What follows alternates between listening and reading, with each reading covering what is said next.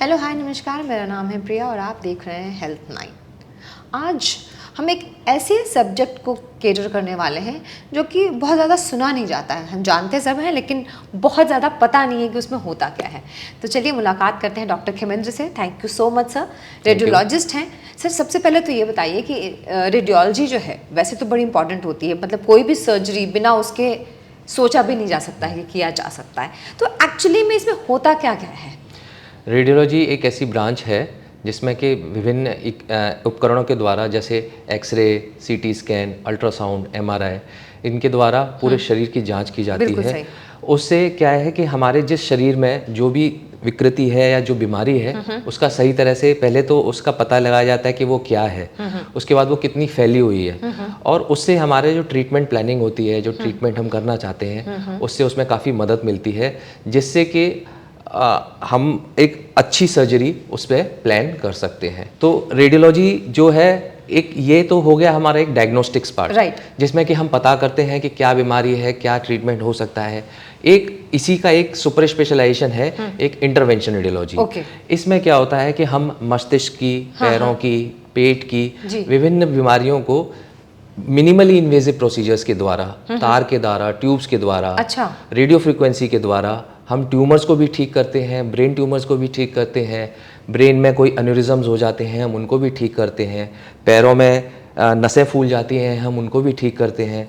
सो ये एक latest technology है जो कि इंटरवेंशन रेडियोलॉजी द्वारा हम मरीजों को इसकी सहायता भी प्रदान करते हैं। ओके सर, ये जो लेटेस्ट टेक्नोलॉजी है इससे सबसे ज़्यादा किस तरीके के मरीजों को फ़ायदा मिल रहा है? सबसे ज़्यादा कैंसर के मरीजों को सबसे ज़्यादा इसमें फ़ायदा मिल रहा है। अच्छा। जैसे सबसे पहले तो हम इंटरवेंशन रेडियोलॉजी से यही पता करते हैं कि उसमें हम सीटी स्कैन के द्वारा या अल्ट्रासाउंड के द्वारा जो ट्यूमर है उसका हम टुकड़ा निकाल के पहले निकालते हैं और जांच के लिए भेजते हैं। तो ये उसका एक डायग्नोस्टिक पार्ट हो गया इंटरवेंशन रेडियोलॉजी का। उसके बाद लेकिन अगर हमारा जो टीम है, कैंसर की जो टीम है, वो डिसाइड करती है कि नहीं इसमें एक मिनिमली इन्वेजिव ट्रीटमेंट होना चाहिए, तो हम प्रोब्स के द्वारा उस ट्यूमर को जलाते भी हैं और उस ट्यूमर को हम ठीक भी करते हैं। कुछ कुछ बीमारियों में क्या होता है कि हम ट्यूमर के अंदर ही दवाई डालते हैं जिससे कि ट्यूमर का साइज सर्जरी से पहले छोटा हो जाता है और उसके बाद हम उसको सर्जरी के लिए भी भेज देते हैं कि अब आप इसकी सर्जरी कर सकते हैं। सो ये एक प्रकार की ये हो गया कैंसर का पार्ट। कुछ हिस्से होते हैं जैसे पैर, कोई किसी का पैर काला पड़ जाता है, किसी का पैर चलने में दिक्कत होती है, किसी की नसों में रुकावट हो जाती है। हम उन नसों को भी क्या कहते हैं, इसी इंटरवेंशन रेडियोलॉजी के द्वारा उन नसों को खोलते हैं जिससे कि पैरों के जो अल्सर्स होते हैं या पैरों में चलने में जो दिक्कत होती है या जो रेस्टिंग पेन होता है, हम उसको भी इसके द्वारा ठीक करते हैं। कुछ नसों की बीमारियां होती हैं, जैसे किसी आपने देखा होगा कि पैरों में बड़ी बड़ी नसें फूल जाती हैं, जिसको हम कभी वेरिकोज वेन्स भी कहते हैं। वो वेरिकोज वेन्स को भी हम लेज़र ट्रीटमेंट के द्वारा उसको हम ठीक करते हैं। तो ये भी एक इंटरवेंशन रेडियोलॉजी का भी पार्ट है। ओके सर, ये जो ट्रीटमेंट है इस हॉस्पिटल में आप ये ट्रीटमेंट दे रहे हो और कितने लोगों को अब तक फ़ायदा पहुंचा है? ये ट्रीटमेंट हम काफ़ी सालों से यहाँ पे मैं कार्यरत, करीबन 7 और 8 साल से यहाँ पे कार्यरत हूँ। तो यहाँ पे मैं कम से कम वेरिकोज वेन्स का ट्रीटमेंट ही मैं कम से कम 500 मरीजों का यहाँ पे मैं कर चुका हूँ और इसका रिजल्ट काफ़ी अच्छा रहता है।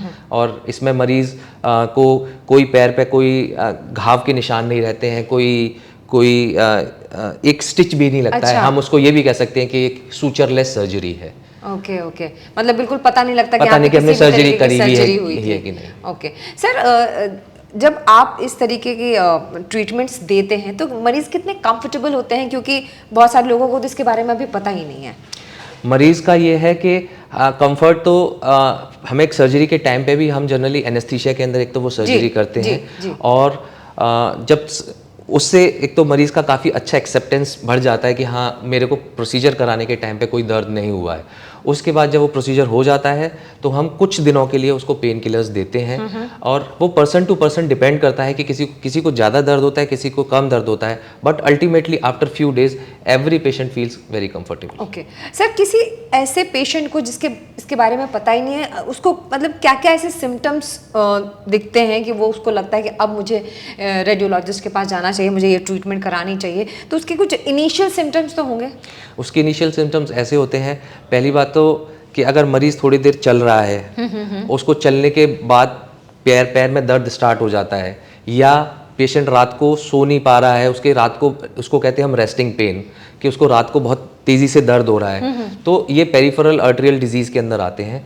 इसके लिए उसको हमको तुरंत संपर्क करना चाहिए। या पैर में कोई घाव बन गया है जो कि भर ही नहीं रहा है काफ़ी दिनों से, तो ऐसे मरीजों को तुरंत संपर्क करना चाहिए, जिससे कि हम पहले तो जांच करेंगे कि वो घाव पेरिफेरल आर्टेरियल डिजीज़ के कारण है, डायबिटीज़ के कारण है, या फिर वेरिकोज अल्सर है। हम उसके हिसाब से अपना ट्रीटमेंट फिर टेलर करते हैं कि इसको हमें वेरिकोज वेन का ट्रीटमेंट करना है या पेरिफेरल आर्टेरियल डिजीज़ का ट्रीटमेंट करना है।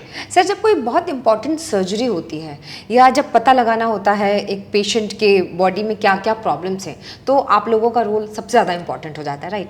तो एक सर्जरी में किस तरीके से आप कंट्रीब्यूट करते हैं कि सर्जरी जो है वो सक्सेसफुल हो जाए?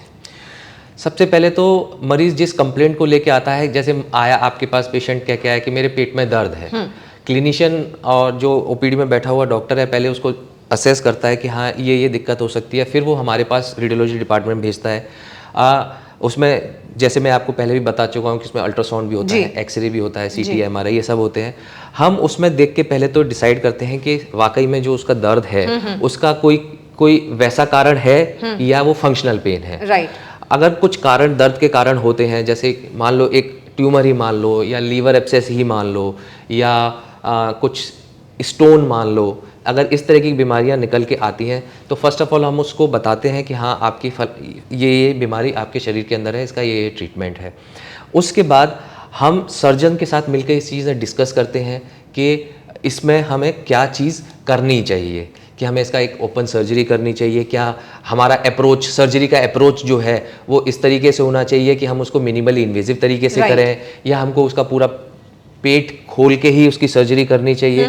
तो इस तरीके से हम उसको ये भी बताते हैं, मान लो अगर एक ट्यूमर का केस है, हम उसको ये भी बताते हैं कि हाँ ट्यूमर सिर्फ उसी ऑर्गन के अंदर है, या ट्यूमर आसपास के ऑर्गन्स में इन्वॉल्व कर चुका है, या आसपास के ऑर्गन्स को छोड़ के कहीं वो शरीर में, फेफड़े में या मस्तिष्क में तो नहीं वो फैल गया। इससे मरीज को एक तो ये बताने में सहायता मिलती है कि वो भविष्य में कितना उसका हम जो ट्रीटमेंट करने वाले हैं वो कितना सकारात्मक ट्रीटमेंट रहेगा, कितना उसको फ़ायदा रहेगा। और जब हम वो ट्रीटमेंट करते हैं तो हमको भी पता रहता है कि हाँ हम मरीज़ को कितना फ़ायदा पहुँचा रहे हैं। Thank you sir, thank you so much. मतलब रेडियोलॉजी कितनी ज़्यादा इम्पॉर्टेंट है ये समझना भी बहुत ज़रूरी है। अगर आपको हमारा वीडियो पसंद आया है, लाइक शेयर कमेंट ज़रूर कीजिएगा, और हाँ अगले वीडियो में कौन सा टॉपिक देखना और सुनना है ये भी आप ज़रूर बताइएगा। तब तक के लिए अपना और अपने हेल्थ का ख्याल रखिएगा।